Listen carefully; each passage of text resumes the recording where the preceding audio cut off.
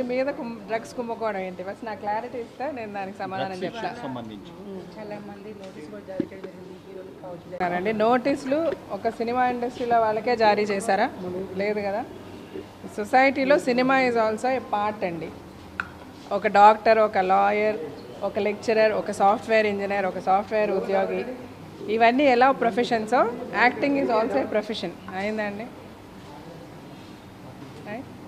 So acting is also a profession. So అన్ని ప్రొఫెషన్స్లో సొసైటీలో డిఫరెంట్ వాక్స్ ఆఫ్ లైఫ్లో అంటే ఈరోజు డ్రగ్స్ తీసుకునేది అన్ని సెక్షన్స్లో అన్ని రకాల వాళ్ళు డ్రగ్స్ తీసుకుంటున్నారు. ఫస్ట్ ఆఫ్ ఆల్ డ్రగ్స్ ఇలా ఎలాగ అంత ఈజీగా అందుతున్నాయంటే దానికి సమాధానం ముందు చెప్తే సినిమా వాళ్ళ గురించి మాట్లాడచ్చు. ఇది among so many cinema is also A part. ఉండండి కొంచెం ఉండండి. సినిమా వాళ్ళు కూడా డ్రగ్స్ ఓకే తీసుకున్నారు.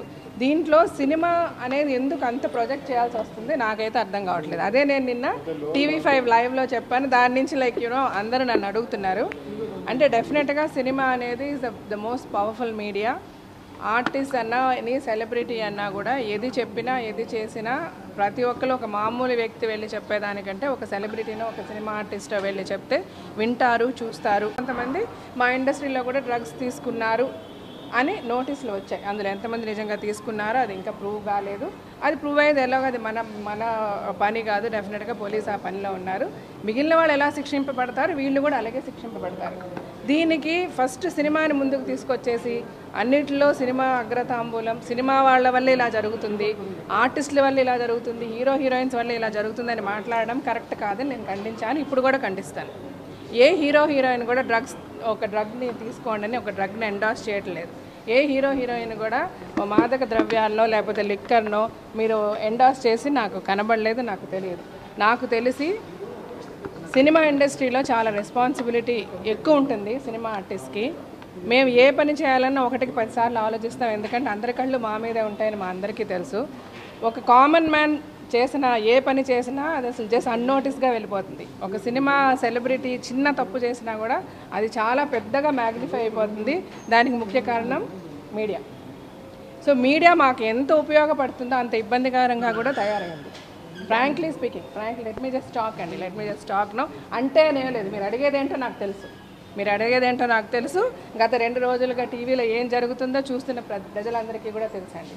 ఈరోజు మనము డ్రగ్స్ ఇలా జరిగింది అని అంటే డ్రగ్స్ ఈ రోజే ఉన్నాయా? ఈరోజు ఇది ఎందుకు ఇంత మ్యాగ్నిఫై అయింది? ఇంతకుముందు ఎన్నిసార్లు ఈ డ్రగ్స్ గురించి మనం మాట్లాడుకోలేదు? ఎన్నిసార్లు డ్రగ్స్ విషయంలో సినిమా వాళ్ళు ఇన్వాల్వ్ అయిన విషయాలు కూడా వచ్చాయి. అప్పుడు కూడా సినిమా వాళ్ళనే వేశారు. సినిమా వాళ్ళు ఒక్కలే డ్రగ్స్ తీసుకుంటున్నారా? ఎంతమంది పొలిటీషియన్స్ పిల్లలు ఇందులో ఇన్వాల్వ్ అవ్వలేదు? ఎంతమంది బిజినెస్ మెన్ పిల్లలు ఇన్వాల్వ్ కాలేదు? ఎంతమంది సాఫ్ట్వేర్ పీపుల్ ఇన్వాల్వ్ కాలేదు? ఏమీ పని లేకుండా రిక్షా వాళ్ళు, లారీ డ్రైవర్లు ఇన్వాల్వ్ కాలేదు. అందరూ చేస్తున్న పని ఇది. ఇక్కడ ఆలోచించాల్సింది ఎందుకు, ఎలా, ఇన్నాళ్ళు ఏం చేశారు, ఇక్కడి నుంచి ఏం చేయాలి. ఇదే హైదరాబాద్లో నేను తలంబ్రాల నుంచి ఉన్నానండి. నేను ఉన్న టైంలో రాత్రి 10 గంటల తలంబ్రాల టైంలో 10 గంటలు దాటితే బయట ఏం దొరికేది కాదు. ఈ పబ్లు లేవు, ఈ క్లబ్లు లేవు, ఈ కల్చరు లేదు. ఈ కల్చర్ని ఎవరు తెచ్చుకున్నాం? ఈరోజు విచ్చలవిడిగా ప్రతి పబ్లో దొరుకుతున్నాయి డ్రగ్స్ అనేవి. ఇది మరి ఇంతకుముందు తెలియలేదు ఎవరికి, ఈరోజే తెలిసిందా? ఇక్కడ మనం మాట్లాడుకోవాల్సింది దీనిని ఎలాగ అరికట్టాలి, దీన్ని ఎలాగ ఇండస్ట్రీ కూడా అంటే film industry plays a very important role in the society. కాబట్టి ఇండస్ట్రీ కూడా ఏ విధంగా దీనికి సపోర్ట్ చేయగలగాలి, ఏ విధంగా మనని ప్రాపగెండా చేయాలి, దీని గురించి ఏ విధంగా అవేర్నెస్ తీసుకురావాలి. ఈరోజు మనం ఎక్కువ ఆలోచించాల్సింది పిల్లలు. స్కూల్స్లో డ్రగ్స్ అమ్మబడుతున్నాయి, పిల్లలు డ్రగ్స్కి లోబడిపోయి ఎంతోమంది జీవితాలు నాశనం అయిపోయి అదే ఆలోచించాలి. ఆ పిల్లల పరిస్థితి ఏంటో ఆలోచించాలి, మన పిల్లల పరిస్థితి ఏంటో ఆలోచించాలి. ఇలాగ ఎఫెక్ట్ అయిన ప్రతి తల్లిదండ్రికి మనం ఇప్పుడు వాళ్ళకి సపోర్ట్ ఇవ్వాలి. ఇచ్చి మీరు ఏ విధంగా కూడా దీనిని సీరియస్గా తీసుకోకండి. దాన్ని అంటే ఆ పిల్లలకి ఇప్పుడు అలాగ ఈ డ్రగ్స్కి అలవాటు పడిన పిల్లల్ని మనం ఒక గ్లాస్ లాగా చూసుకోవాలి. వాళ్ళని ఇప్పుడు ప్రతి ఒక్కళ్ళు కలిసి గుచ్చి నువ్వు తప్పు చేసావంటే అది చాలా ఒక భయంకరమైన విషయం. వాళ్ళని ఇంకా డ్రగ్స్ ఊబిలోకి లేకపోతే ఇంకొక అలవాటుకి వాళ్ళు కూరుకుపోయే ప్రమాదం ఎంతో ఉంది. సో ఫస్ట్ మనం అందరం ఈ సొసైటీ మొత్తం అలర్ట్ అయ్యి దీనిని ఎలా ఆపాలి, దీని నుంచి మన పిల్లల్ని ఎలా కాపాడుకోవాలి, ఆల్రెడీ దీనికి లోబడిన మన పిల్లల్ని ఎలా హెల్ప్ చేసి వాళ్ళకి హెల్పింగ్ హ్యాండ్ ఇచ్చి వాళ్ళని ఎలా మన ఇంకా మామూలు వాళ్ళకంటే కూడా వాళ్ళని ఎక్కువ కేర్ తీసుకోవాలి. వాళ్ళ మీద ఇంకా లవ్ అండ్ ఎఫెక్షన్ చూపించాలి. సొసైటీ కూడా వాళ్ళని నువ్వు ఈ తప్పు చేసావని చూడడం మానేసి అరే ఇది తప్పు లేదురా పర్లేదు జస్ట్ కమ్అట్ ఆఫ్ ఇట్ అని చెప్పి వాళ్ళకి ఒక సపోర్ట్ ఇచ్చి వాళ్ళని మళ్ళీ ఎగైనా నిలదొక్కునేలా చేయాలి. అది వదిలేసి ఇవన్నీ పక్కన పడేసి సినిమా సినిమా సినిమా సినిమా దయచేసి సినిమా అని అనకండి. సినిమా ఈరోజు సినిమా చూడని వాళ్ళు ఉన్నారా? ఒక సినిమా రిలీజ్ అయితే, ఒక ప్రెస్టీజియస్ మూవీ ఒక సినిమా రిలీజ్ అయిందంటే రిలీజ్కి వారం రోజుల ముందు నుంచి ఎంతమంది టికెట్ల గురించి ఎలా అడుగుతున్నారు. అంత సినిమాని తప్పుపట్టేవాళ్ళు ఎందుకు సినిమాలు చూస్తున్నారు? అది చాలా తప్పండి. ఈ విషయమనే కాదు, ఏ విషయం వచ్చినా కూడా సినిమా అనేసరికి ఒక చులకన భావం. మళ్ళీ అదే సినిమాని మీరు చూడడానికి ఎగబడతారు. ఒక షాప్ ఓపెనింగ్ కాదు, ఒక కిచెన్ కొత్తగా నువ్వు కట్టుకుంటూ ఓపెనింగ్ చేయాలన్నా కూడా ఒక సినిమా హీరోనో కావాలి. అలాంటప్పుడు దయచేసి సినీ పరిశ్రమను గౌరవించండి. అఫ్కోర్స్ డెఫినెట్గా ఇప్పుడు ఇదే ఇండస్ట్రీలో డ్రగ్స్ తీసుకునే వాళ్ళు ఎవరైనా ఉంటే, ఫర్ ఎగ్జాంపుల్ ఒక చిన్న పిల్లవాడు డ్రగ్ తీసుకున్నాడు, లేకపోతే ఒక స్టూడెంట్ డ్రగ్ తీసుకున్నాడు, అతను స్కూల్కి వెళ్ళొచ్చు, చదువుకోవచ్చు. ఒక సాఫ్ట్వేర్ ఇంజనీర్ డ్రగ్ తీసుకుండొచ్చు, అతని పని అతను చేసుకోవచ్చు. కానీ సినిమా యాక్టింగ్ అది చాలా కష్టతరమైన పని. డ్రగ్స్ తీసుకోనో లేకపోతే వేరే ఏ మత్తు పదార్థం తీసుకొని ఏ ఆర్టిస్ట్ వచ్చి యాక్ట్ చేయలేడు. అలాంటి అలవాటు ఉన్న ఏ ఆర్టిస్ట్ని కూడా ఏ ప్రొడ్యూసర్ ఏ డైరెక్టర్ పెట్టుకోడు. ఇది అనుక్షణం ప్రతి క్షణం డబ్బులతో కూడిన ఒక industry. Every single minute counts crores of rupees.